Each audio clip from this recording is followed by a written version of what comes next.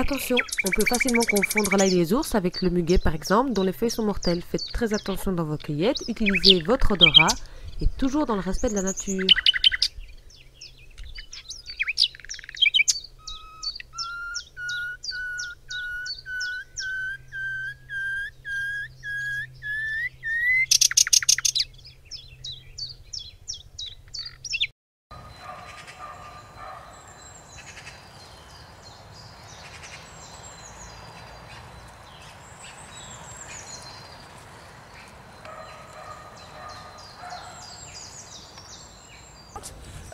On est arrivé au beau moment, on est le 26 mars et les fleurs ne sont pas encore sorties.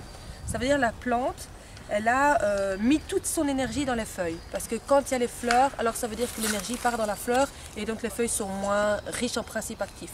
Donc là, on est vraiment arrivé au super bon moment. J'avais peur d'être un tout petit peu trop tard, mais c'est nickel. Et donc c'est un moment idéal pour venir faire la cueillette de l'ail des ours.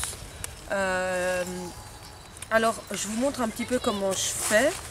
On va un petit peu comme aller à l'arrière, chercher les pousses qui sont les petites jeunes pousses qui ont plus de goût. Et alors on va comme ça récolter. On n'a pas besoin de couteau, on n'a pas besoin de ciseaux, on a besoin juste de nos petites mains. Ça vient tout seul. Hein. La nature elle est bien contente qu'on se serve, elle est bien contente de nous donner des bonnes choses. Et voilà, moi j'essaie toujours d'aller un petit peu à l'arrière, la plante. Vous voyez après il y a plein de bébés d'ail des ours, je sais pas si on voit. Ça c'est des bébés ail des ours. Hein.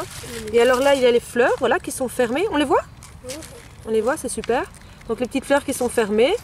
Alors il y a des gens qui font aussi des petites recettes avec les petites fleurs fermées. Ils font comme des petits capres, ils les font macérer dans du vinaigre pendant quelques semaines. Et ça fait des petits capres. Pour ceux qui aiment les capres, c'est chouette.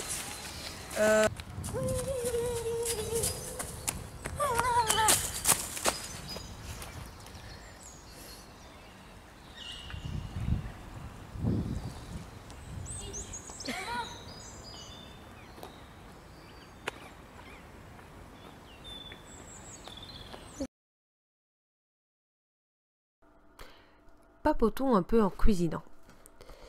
L'ail des ours est une plante de la famille des Liliacées. On l'appelle aussi l'ail des bois.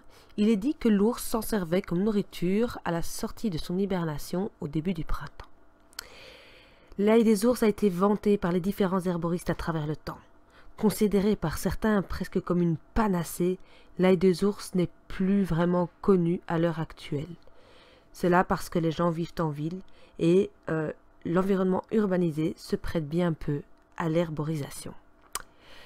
L'ail des ours en fait est un très bon dépuratif.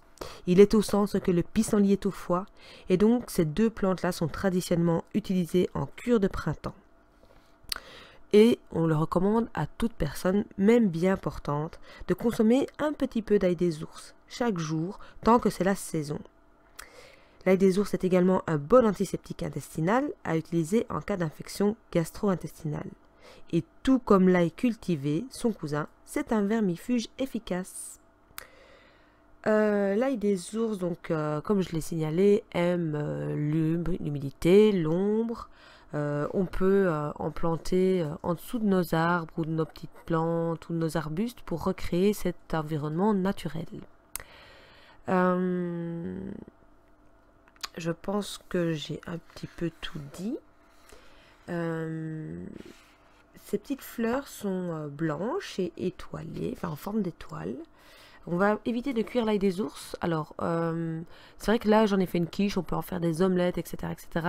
Mais le pesto ou la consommation en salade garderont d'autant mieux les propriétés thérapeutiques de l'ail des ours.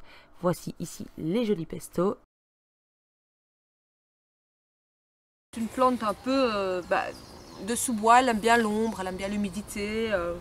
Bon alors ici, c'est chaque année, j'ai l'impression que le tapis est encore plus grand, j'ai l'impression que c'est encore plus loin. C'est juste de la folie. Alors moi j'ai une question. Ah?